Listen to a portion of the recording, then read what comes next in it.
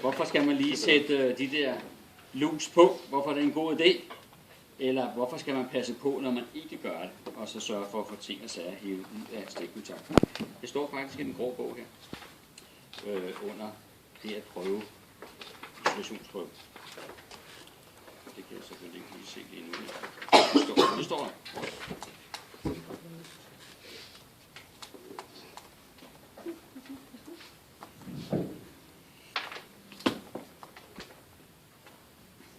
Så det er en rigtig god idé at kigge i den bog, hvis man vil vide lidt mere om det. Jeg vil ikke specifikt gennemgå SKS-testerne. Det står her fra side 40 og fremad. Fra side 40 og fremad, der står, hvordan man skal afprøvningsmetoder, installations, isolationsmodstand og så fremdeles derhen af. Hvordan man gør det på side 40 og fremad. Og ellers er der at kigge i den her og orientere sig omkring instrumentet. Også orientere jer omkring multimeter. Hvordan fanden skal det indstilles? Hvordan skal vælgerknappen stå? Hvordan skal ledninger kobles her? Hvordan skal det se? Men jeg har været i stand. Og vi har lavet det. Det er jeres 3 opgaver. Det burde være så fyldestgørende, så det kan sende en anden ned foran Føtex og fange en anden ind, og så kan vedkommende sende deres ting betjeningssyn. Det er ikke. Og det er der jo valgt af. Så er en guide op til.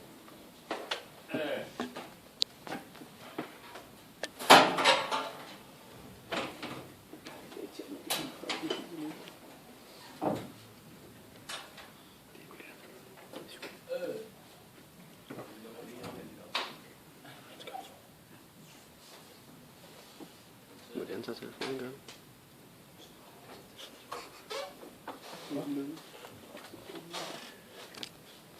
Ja, jeg er stand. Og I kan jo fortælle om, hvad er det for noget, I har lavet? Hvad er det for en maskine? Hvad skal det kunne? Og så kan man jo lige gennemgå kort, hvad det skal kunne. Og så kan der godt være, at I får sat spænding på det, men det er altså 1 eller 2 af jer, der får spænding på, og resten er ikke spænding på. Så i udgangspunkt er der ikke spænding på. Derfor kan man lige forklare, hvad er det for noget, man har stående her? Hvad er det, vi lige ser? Og ellers så har I jo på oven jeres PLC. Og jeres PLC er jo sådan set hovedkomponenten, kan man sige, i det, vi har gjort beskæftiget os med her. Det er det, kursus har drejet sig om. Og den PLC, I har, det er altså en Microsmart 24. Og den hedder 24, fordi der er 10 til 14 indgange, og der er 10 udgange. Og der kan jo spørges om, hvorfor fanden hedder lige den 10. udgang her, hvorfor hedder den, eller 14. indgang, hvorfor hedder den lige 15? Og det er fordi, at PLC'en tæller optaget. Man springer altså på 9 år, så nummer 8, nummer 10, og så fremdeles. Og det samme nede på, eller på udgangssiden hernede, hvorfor er der lige op til udgang nummer 11? Det er igen fordi, vi springer den der udgang på 8 og 9 år, så må der nødvendigvis være en i stedet.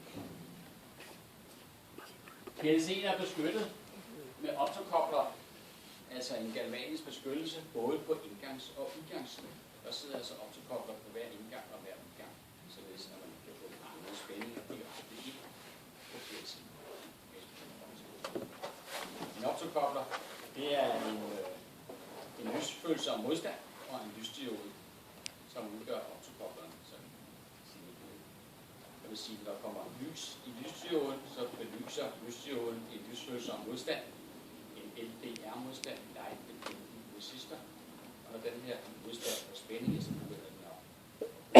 Den bliver altså mindre i modstand, og så begynder der en strøm, og så siger man så er der altså noget på den anden side.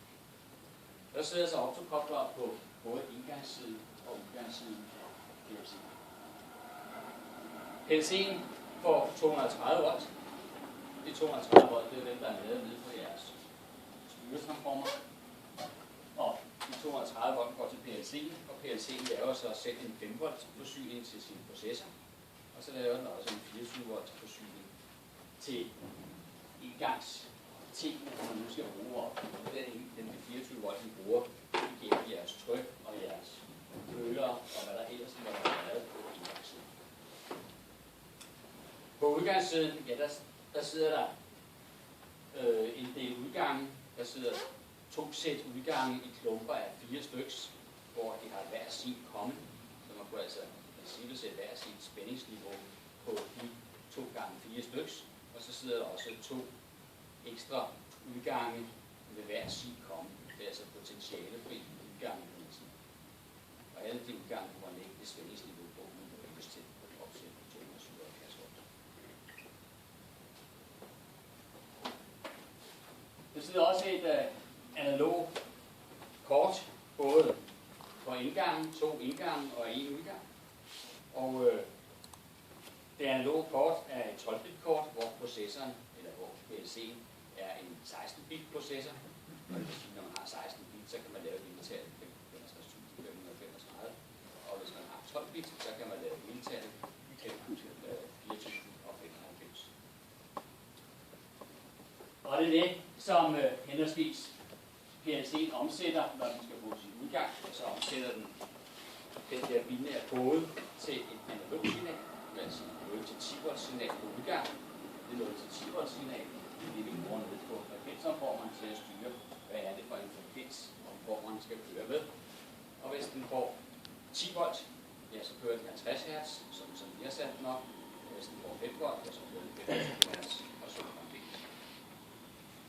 Hvis man kører den anden vej, og det gør I jo fra jeres lille lampehårde varmelægen fra føleren, ja, så får I jo et 24 mA signal ind på indgangen, og det 24 mA signal, ja, det laver PLC'en om til noget, den kan se, altså en binær værdi.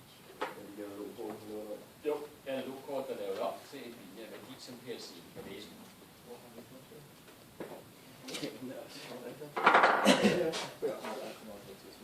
Det var vel det, der kunne sige sådan i store træk om PLC.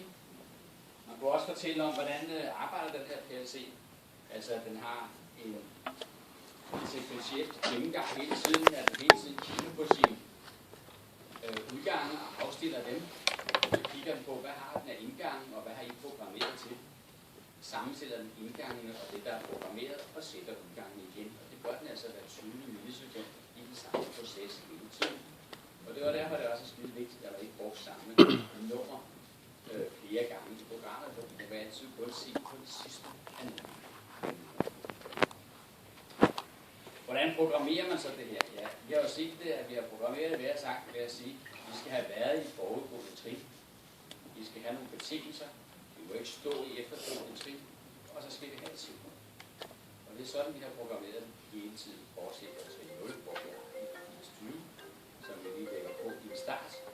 Når den er overstået, den er lige kommet sådan her, når I starter PLC'en, og den har været den ene gang, så kommer den ikke mere på næste gang, vi tænder PLC'en. Så kører den sig selv, og så har vi lavet det samme igen, at man skal have været i efterfølgende eller foregående trin, og det vil sige det sidste trin, for at komme i trin 0 igen, og have en betingelse for det, og så kommer vi i trin 0. Det er det, vi har lavet hver eneste gang, vi har lavet den her sekvens på.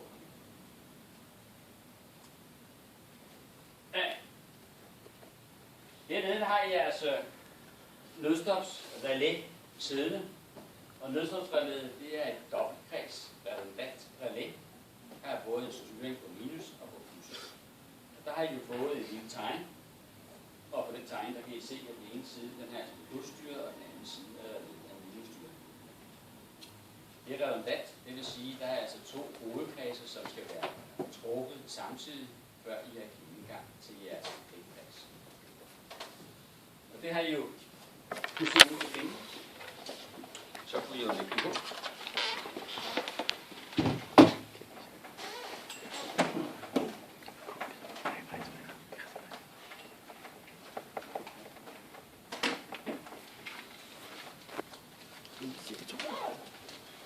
Jeg har ikke mere. Jeg kommer under 20 så. Nej. Så kommer man hvis der er over 5 minutter. Så nu.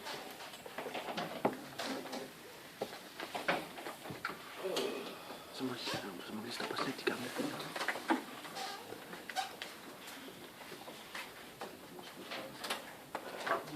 Kan jeg ikke se det.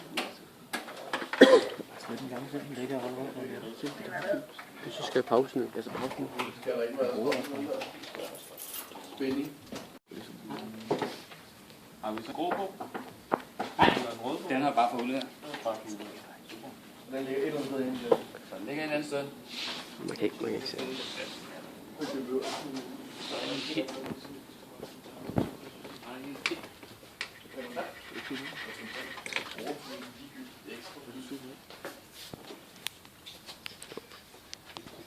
I se noget på den tegn? Ikke så meget. Ja, lidt. Det kan man godt finde sådan, ikke? Lidt bedre. Vel er en ekstra sikkerhed. Sådan. Dernede, det er jo minus. Det er jo stil, der er vist her. Det heroppe, det er plus. Men dernede, det er for stil og minus. Og her, der har I altså op igennem her en plus vandrende ned på det der relæ. Så den står heroppe parat. Så når det her nødstof hernede, det bliver lagt ind, ja, så får I spænding heroppe, altså en minus heroppe på. Og i og med, at I har plus på den anden side, så trækker det der K2-relæ, hvis det får minusen dernede fra. Omvendt på den anden side, der sidder K1-relæet herovre, og det har hele tiden minusen herfra, op på her. Og fra den anden side, ja, der kommer plussen heroppe igennem nødstoppet, og det er jo et to-kreds nødstop. I også har, der er to kontakter ude det der nødstop, hvis I har det skilt ad. Hvis der er den der kontakt, og der er den der kontakt. Og hvis begge de der kontakter er lukket, ja, så er I altså spændt herinde på K1 og K2-relæet, hvis I ellers har indsat relæet heroppe ved at trykke på den der. Det er sådan, at det virker i princippet, at I kan se, der sidder de der kontakter herovre, det er hovedkredsløb herovre, som man kunne bruge, hvis man kun skulle bruge 230 volt, men I har jo 400 volt på jeres effektkreds, så derfor får I ikke lov at bruge denne her som røde kontaktorer, da det kan de ikke. Hvordan virker det her så lige i princippet? Og der er vel, vi har også fået sådan et principtegning her på et tidspunkt.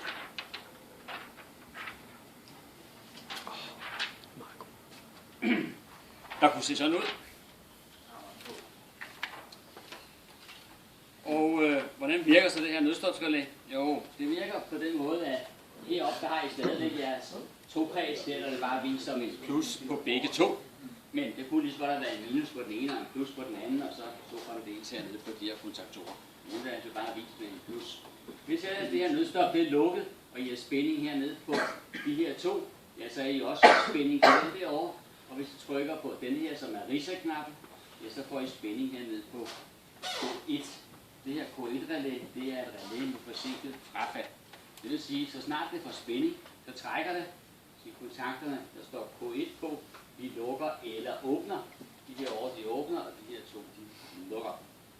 Når de her to, de er lukket, ja, så får I spænding her på K2 og K3-relæet, og i og med at K2 og K3-relæet får spænding, ja, så lukker de også nogle selvholdskredse her, således at hvis de her to falder ud, ja, så er der stadigvæk spænding på K2 og K3. Og i og med at K2 og K3 får spænding, så lukker de også henholdsvis den der og den der.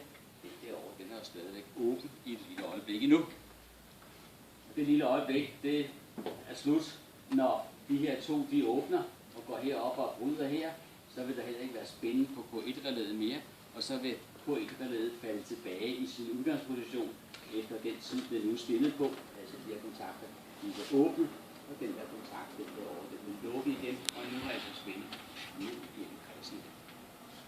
Og når I får spænding ned igennem de her kredse, ja, så lukker jeg også for de to hjælpekontaktorer, der sidder ved siden af, så får den en spænding på der, den anden får derfra, og så har I lukket jeres kredse, og så har I spænding på jeres effektkreds. Det er princippet i, hvordan det her det virker. Fordi vi får lov til at få igennem vores nøds. Altså, vi kunne ikke få lov til at få igennem, vel? I nødstoppet. Der er ved siden af. Kultur. Ja, det er det. Ja. Hvis det her relæ, altså det her relæ her, havde været til 400 volt, ja, så havde man selvfølgelig bare kunne nøjes med at have det her relæ siddende, og så havde man jo sin 400 volt selv på heroppe. Og så havde man jo haft de 3 gange 400 volt. Men det får I altså ikke lov til, fordi det er kun for 230 volt. Sådan er. Jeg har ikke set nogen relæ endnu. Det siges, der er nogen, som godt kan med 400 volt. Jeg har ikke set dem endnu, men de må måske findes et eller andet sted. så man bliver fri for de der 2 kontakter ved siden af.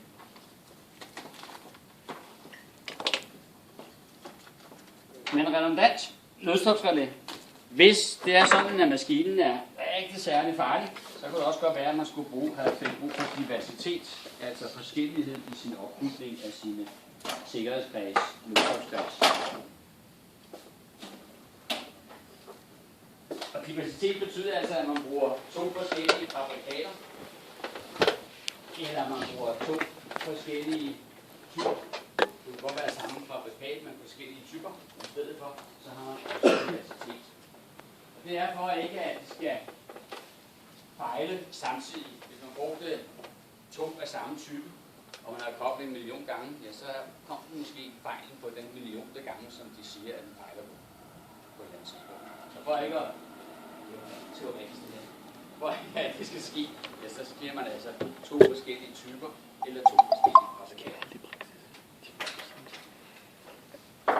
Ved siden af, der sidder jeres kontaktorer for jeres båndmotor, og de her, der har vi sat der er en mellemrum på, så der er sådan sat en bænk på, således at man ikke kan have både den ene og den anden kontakter trukket samtidig. Det er altså en mekanisk aflukning.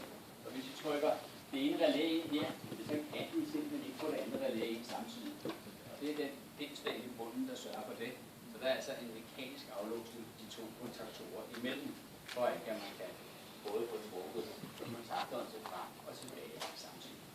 Der er også en elektrisk aflåsning på de 2 kontaktorer. Det er de 2 hjælpekontakter, der sidder her. Ja, når den ene er sprukket, så er den anden brudt af solforbindelse. Og man kunne også godt have lavet det ude i sin styring.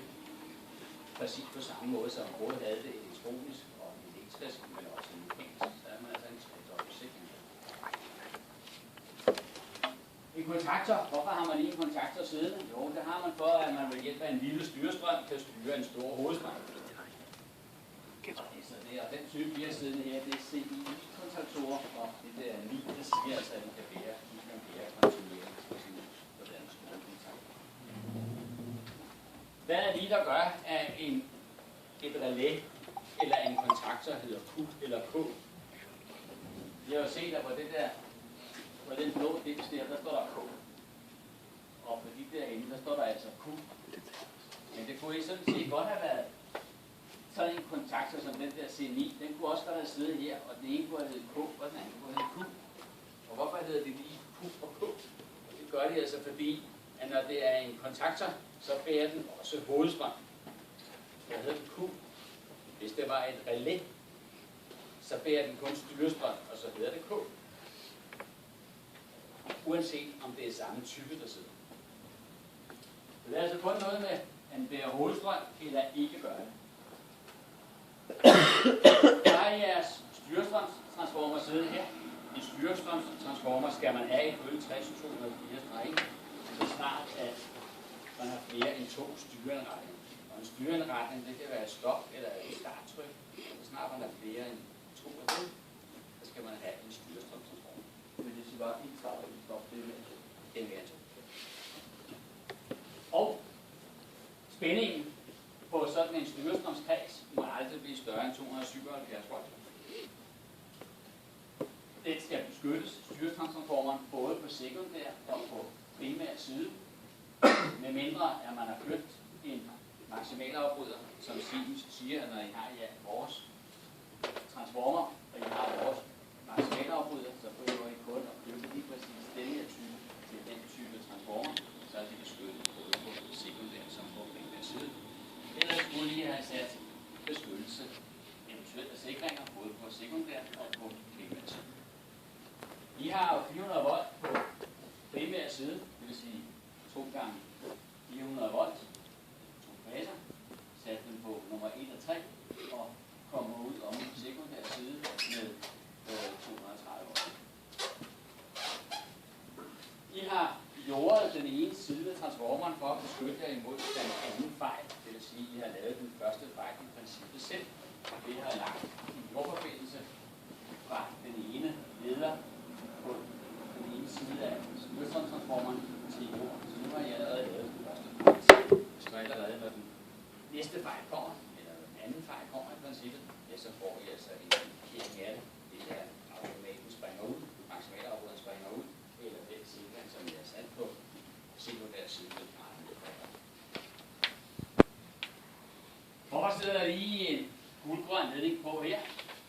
sidder jo på stil. Så snart der sidder en ledning på stil, så er der noget, der ringer heroppe og siger, at det er indirekte berøring. Ja, det er det. Indirekte berøring. Hvorfor sidder den der? Det er jo for, at når vi rører, eller kommer til at røre her, så skal vi ikke få stød. Så skal vi gerne strømme eller spændingen, altså på løbet over telefon. Og så får vi en overregning af en sikring. Eller en udkobling af et OKR-biler, eller sådan en fandtes. Det var altså ikke hos os, men her der skulle så komme en sikring til at springe.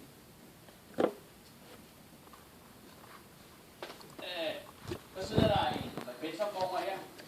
Frekvensomformeren, det var den, der fik de der 10-volt-signaler op fra PLC'ens analoge udgangsport. Og alt efter, hvor stor spændingen var, ja, så vil den her køre i den frekvens, som den nu skal i vores spænding. Den får 230 volt ind. Og i det indgangstrin, der sidder der en optokobler. Og den her optokobler laver de 230 volt om til en jævnspænding. Den her jævnspænding, den bliver lattet ud i et mellemtrin. Og i mellemtrinet, der sidder der nogle kondensatorer og nogle spoler, som glatter den her jævnspænding ud.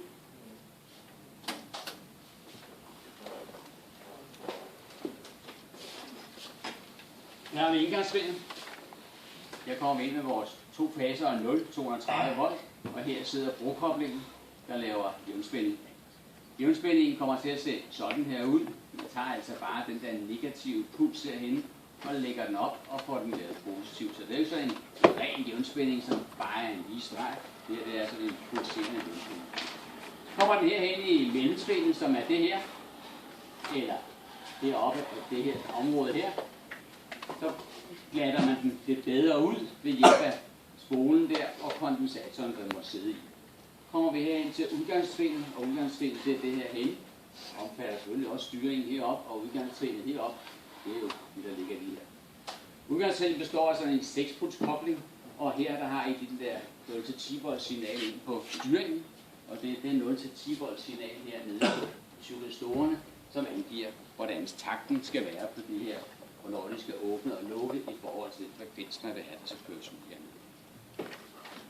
Det er altså en 6-puls kobling. Det er tyrostorer, der sidder her. Det kunne også være effekttransistor.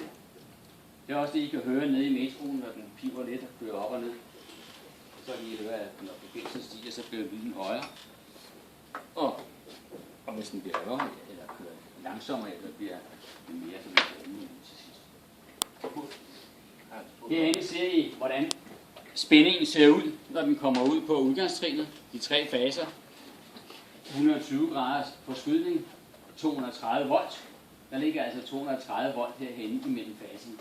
Den motor, I har sat på heromme, den hedder jo 400/230 eller 230/400, og så er der noget, der ringer hos jer og siger, 230 volt, så er det trekantstyring, jeg skal køre i den her motor i.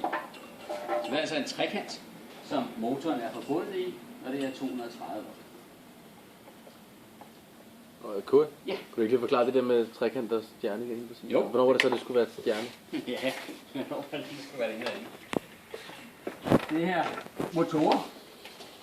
Vi har motorens mærkeplade, som hedder 400 volt.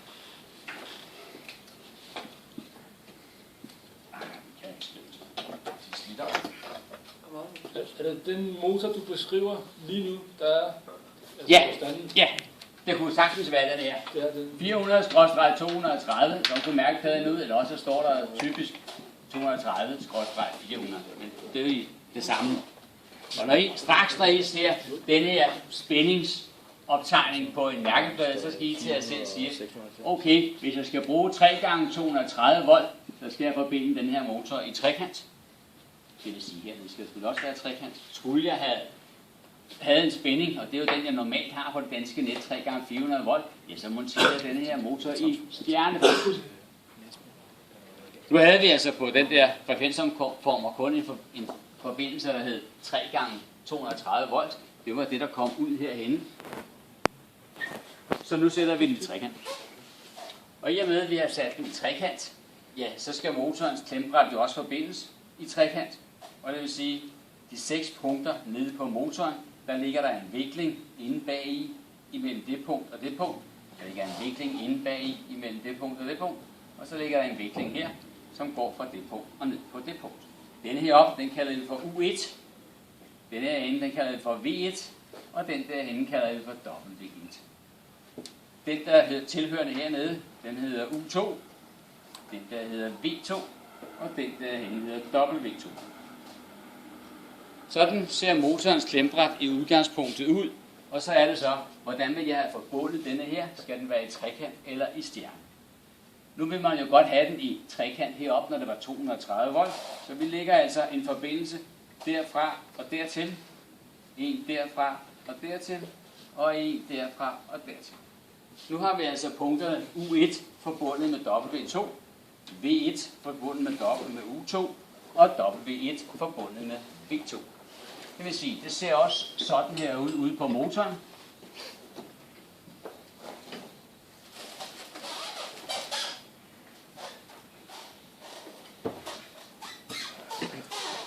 Den der heroppe, den hedder U1.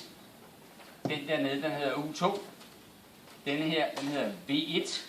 Og denne her, den hedder V2. Så hedder den her W1. Og den deroppe, den hedder W2.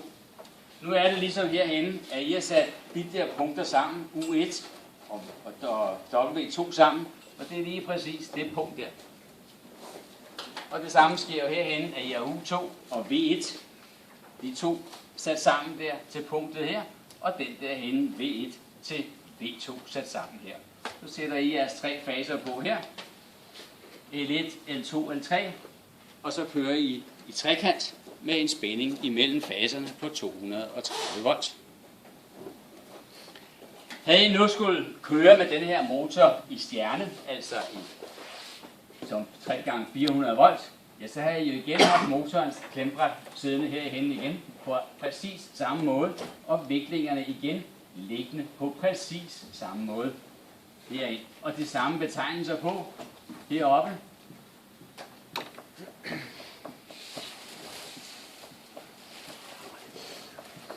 Nu skulle I bare have koblet den i stjerne, fordi nu havde I 400 volt til rådighed 3 gange.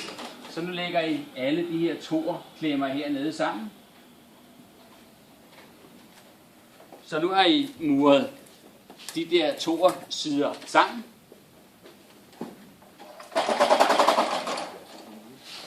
Og herhenne, ja, der kommer viklingerne ud på motoren jo til at se sådan her ud nu.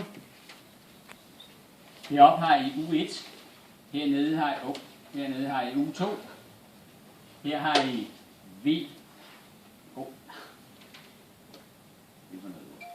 her har I V1, V2, og hernede har I V1. Her har I W2, og her har I W1. Og nu sætter I jeres spændinger på her igen. 3x400 volt. Og nu har I forbundet motoren i stjerne. I har altså muret alle de her punkter sammen på toersiden. Det var det, der var muret sammen der. Og sat jeres spændinger på her på ettersiden. L1, L2, L3. Og det er selvfølgelig 3x400 volt, som ligger lige her. Herhenne, der var det jo 3x230 volt. Og lige stand her, sætter jeg spændinger på lige her. Og igen 3x230 volt. L1, L2, L3. Er det det? Og der var 3x230 volt, det er den, som får man skrive. Ja, altså I får 230 volt ind. I får aldrig mere ud. Får aldrig mere ud end 230 volt. Ja.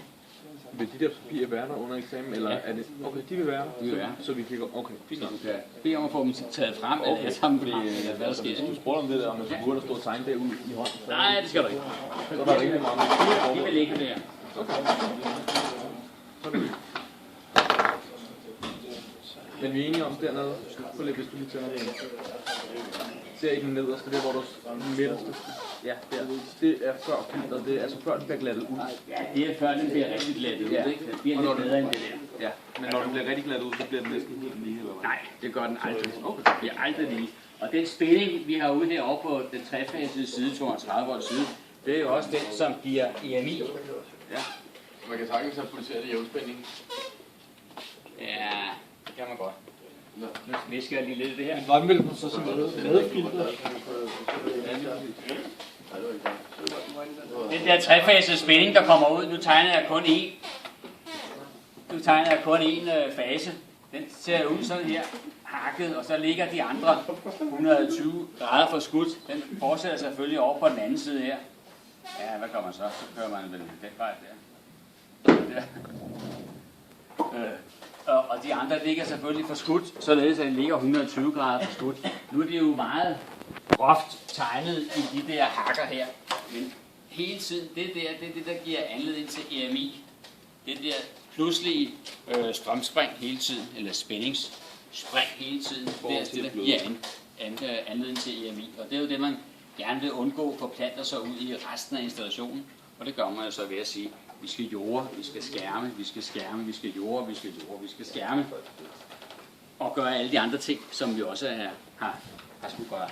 Men efterfiltret mellemtrinnet, hvordan ser det så ud? Herinde i mellemtrinnet? Ja, hvordan ser det ud efterfiltret? Det ser jo lidt ud som det her, men ikke helt alligevel. Det er lidt hakket herinde. Så det er hakket efterfiltret? Jo, efterfiltret herinde, ja, når det kommer herhen til. Det er lidt bedre, end det er her, men det er ikke meget bedre. Okay. Så hvorfor har vi ikke noget billede af det? Ja. Det var bare fordi, altså, når der står, så står der filter, og så står der uden filter, men altså, så er det bare lidt mærkeligt, at filterne er vist, hvis man kun ser, hvordan det er uden filter. De her frekvensomformer findes selvfølgelig også trefaset. Og princippet er nøjagtigt det samme, bare trefaset, og så er det selvfølgelig en 400 volt, der kommer ud på i udgangstrinnet i stedet for 230 volt. Man sætter også 400 volt ind på indgangstrinnet.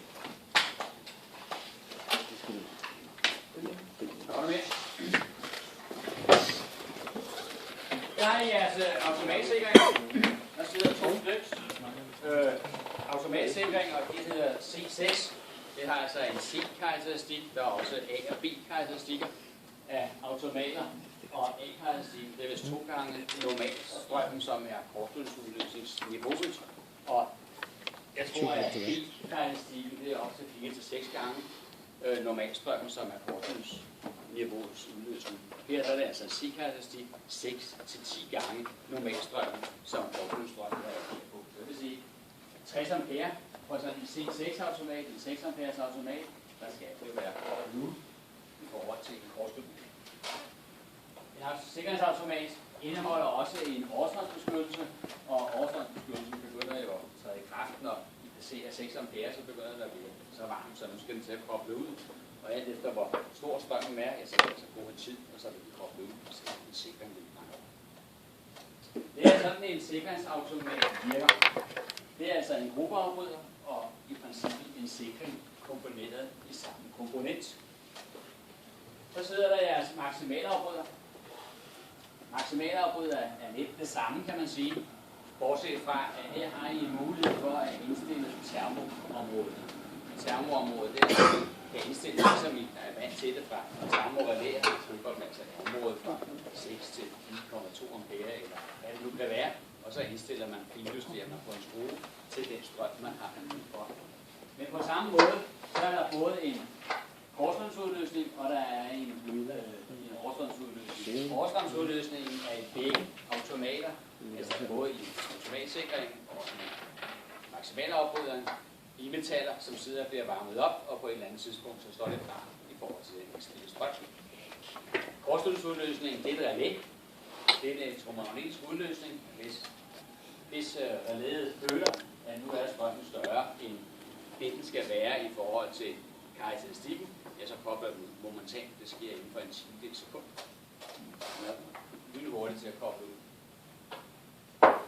Det er sådan vores automatsikringer og vores maksimalafbryder virker. Så sidder der det der solid state relæ, SSR-relæ. Det her er i princippet også en optokobler. Så det er altså også en lysafhængig modstand, som bliver belyst af en lysdiode. Og når den begynder at lede, ja, så har I så spænding over på effektsiden af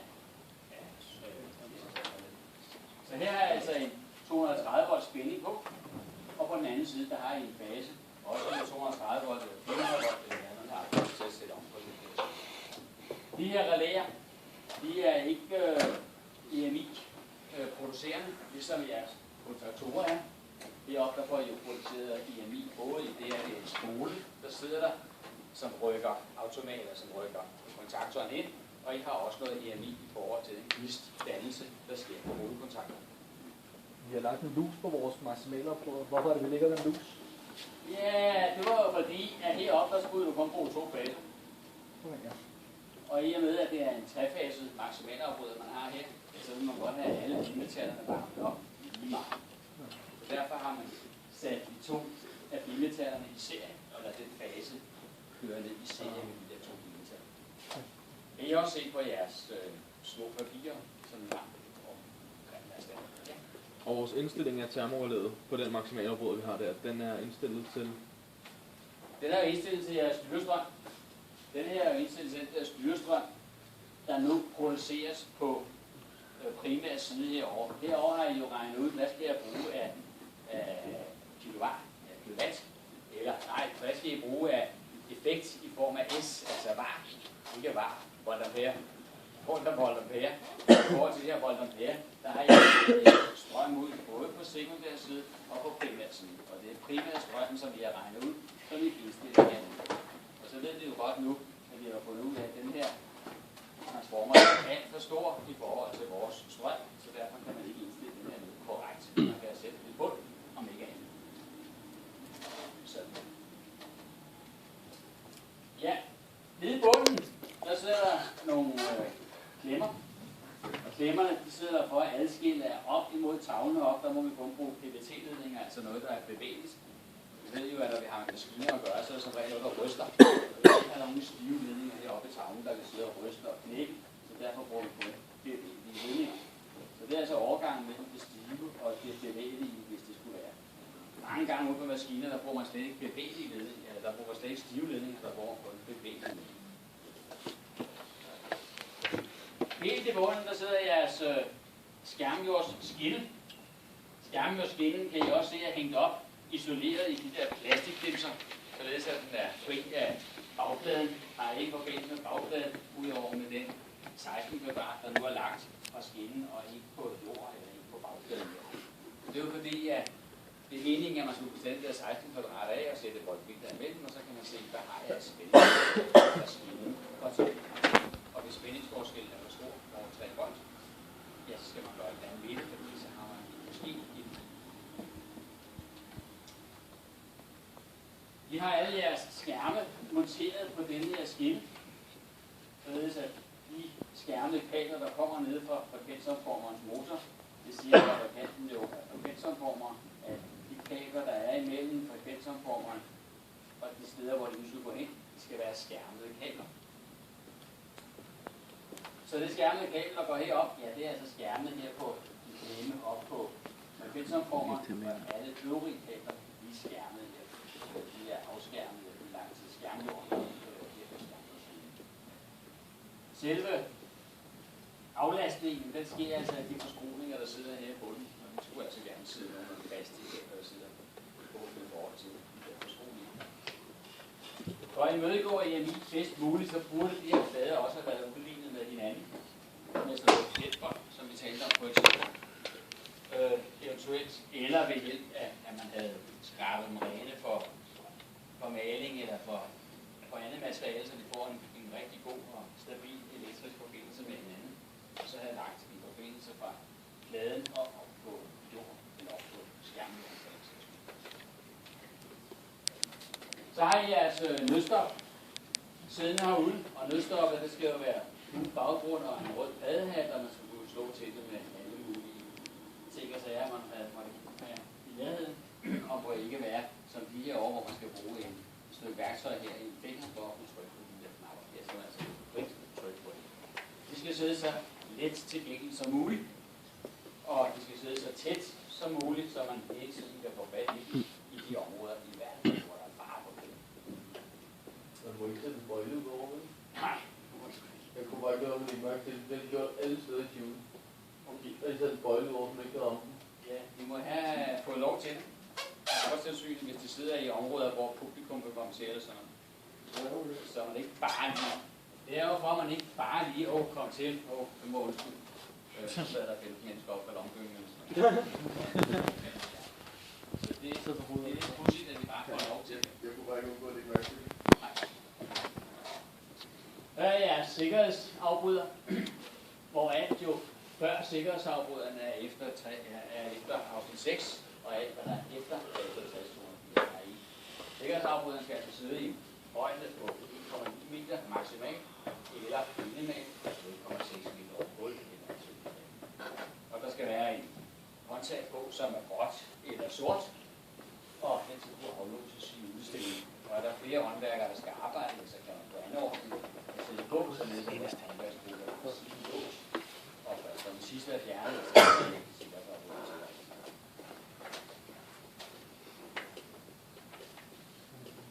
Så er jeres analoge kort, eller en til jeres analoge kort, indgangen på det, der har I altså jeres transmitter heromme, som omsætter det optiske signal herude på DC100-føleren. DC100 står for det partikelevens. 100 står for, at ved 0 grader, der måler den her præcis 100 ohm. Og den stiger så i ohm med temperaturen, eller falder i ohm med temperaturen. Og ved 100 grader, ja, der måler den 138,5 ohm på klemmerne heroppe. Det ohmske signal bliver omsat inde i transmitteren til en milliampere-værdi, 4-20 milliampere, og den 4-20 milliampere-værdi, det er også den, der sendes op igennem displayet, og displayet viser så temperaturen i grader, og strømsignalet går så videre over til det analoge indgangskort, som omsætter til PLC, som så kan finde ud af, hvad er temperaturen nu. Og den omsætning har I så brugt i jeres ampere-boks til at sige, er det større eller mindre, og får et signal ud af det.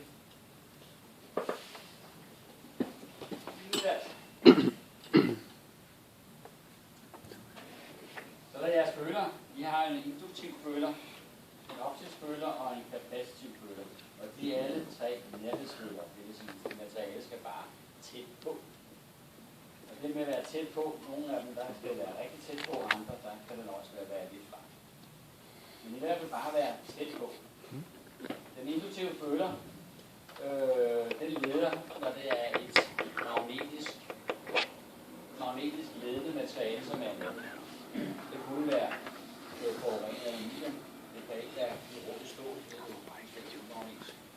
Men noget magnetisk ledende materiale, der er med, så vil det der det er det samme ting til. Den optiske føler, den vi har, består af to ting. Består af en sender, som udsender en infrarød stråle, som skal reflekteres på det emne, der står foran, og skal modtages af modtager, som sidder i samme element. Og så er der en kapacitiv føler, som kan registrere på alle materialer, uanset beskaffenhed. Det kan både have ulemper og fordele. De her tre følere. Den induktive føler, den har altså den ulemper, den kun kan registrere på magnetisk ledende materiale. Og den optiske føler, ja, der kan man jo risikere at få sendt signalet forkert tilbage, hvis det står ligesom vinklet på føleren, eller hvis det er glas, man ligesom er ude og gøre noget på. Også hvis det er rene mat-sorte overflader, så er det ikke sikkert, at der kommer til stort lys tilbage til modtageren. Og den der kapacitive føler, den har det problem med, at den kan blive våd og fugtig, og materialet kan sætte sig fast på, og så tror føleren måske, at det nordlig er fyldt, eller på anden vis, at der er materiale til det. Så det er ikke så godt med den der, hvis de sidder i steder, hvor der kan komme fugtighed, eller på anden vis. Ja, der bør I begge to, både den kapacitive og den induktive føler, har en oxidator. Og en oxidator sender et magnetisk felt ud, eller lader være med at gøre. Jeg kan jo aldrig huske, om det er den induktive eller den kapacitive. Det er jo læser det klart. Så siger vi bare en anden, så tror du på det. Ja, der siger jeg bare ja til altså. Det er den første, at sige det rigtigt. Så har I jeres C-stik. Og C-stik, I har det er rødt. Det vil sige, at det er spænding op til omkring 100 watt. Og det er et trefaset stik. Det kunne også være sydpol, altså et jord og 6 poler. I stikket bruger I eksempelvis på stjernsværkerstyring, eller på ballastkoblede motorer med 2 viklinger. Andre motorer med 2 viklinger i, der har det været sydpol, men det jord, og I bruger det i forbindelse med jeres båndmotor, og I kan så reversere, altså hvilke 2 faser op i jeres motorer, og så der motoren. Sådan et CE-stik, rødt, altså op til 500 volt. Det kan også kodes i 12 timer, og der flytter hovedbrikken sig så i bunden i forhold til den klokkeslæt, man nu kan stille den til. Og den er tænkt til klokken 6 på, står der på loven, hvis I åbner. Er der mere at sige om det her? Det er selvfølgelig ledningerne, og I har nogle farver. Ledningsfarverne siger noget om, hvad er det for en spændingstype, og hvad er det for en spænding, jeg bruger. De blå ledninger, mørkeblå ledninger, det er en DC styrestrøm op til 277 volt, og de røde ledninger, det er en AC styrestrøm op til 277 volt. Og de sorte ledninger, det er både AC og DC effektkreds, altså hovedstrøm, og havde der været en orange ledning indeni, så havde det været fordi, at der var kommet noget fremmed styrespænding inden for batteri, eller for en travle ved siden af, eller for en anden spændingsskive. Så havde det ikke været orange. Pardon? Mange af den grå. Hvad kan den være? Den er der jo ikke i princippet. Den er usynlig for mig, den burde have været blå. Mørkeblå. Men den er kun grå, for det er ikke skulle pille med. Så derfor.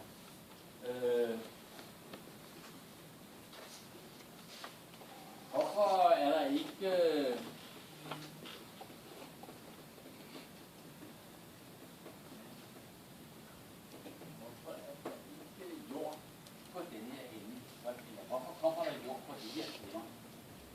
Hvorfor er det ikke nødvendigt at lave lus imellem jordterminaler? Det er det ikke, fordi at i midten på de her jordterminaler, der sidder der en skrue, og når I spænder den skrue, så går skruen ind og får rigtig godt fat i dinskinnen og klemmer rigtig godt på. Så her bliver dinskinnen altså en jordledning i sig selv, og den har man til at bruge i fabrikanten, i stedet for at lave lus imellem de her.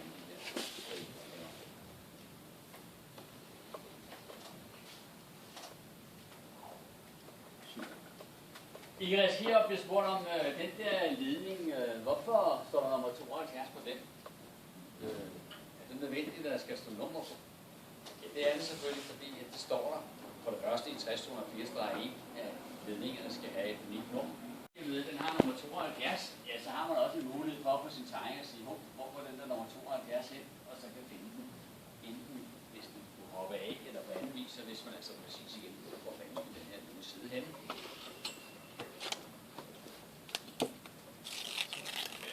Så er der farver på tryk og på lamper, og det er sådan set lidt det samme, kan man sige, bortset fra at farven rød kun må bruges, hvor der er fare på færre.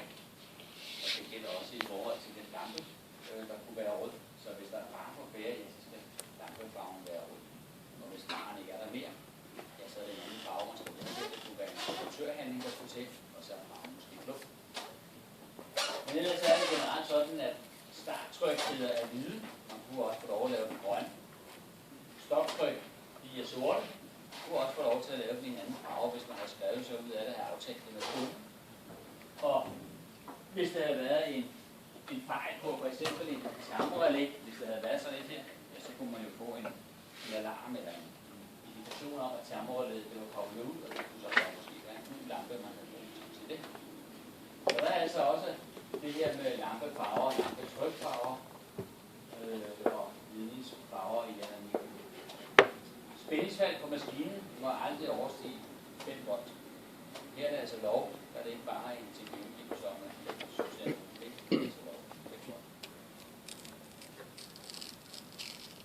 Ja. Er vi mere?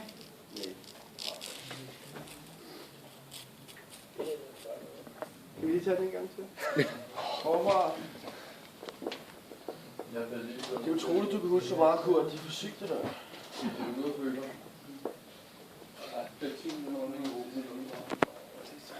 Der er ikke også meget her til siden. Det er selvfølgelig en mulighed for lige at brillere lidt med noget fine af talsystem også.